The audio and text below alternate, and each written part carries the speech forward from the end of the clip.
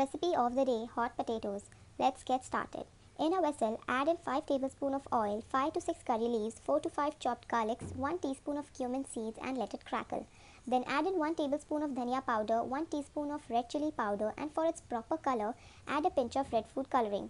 Then add 1 kg of baby potatoes. Let it sit for some time, then stir it well. Make sure the potatoes don't break. Be gentle on them. Mix well so that the masala must stick on the potatoes thoroughly. Don't forget salt to taste and 1 tablespoon of lemon juice for sourish flavor. Now the key to amazing hot potatoes is lots of chopped coriander leaves. Switch the flame off and put them. Top it again with coriander leaves and khakdi or fukni when you serve them.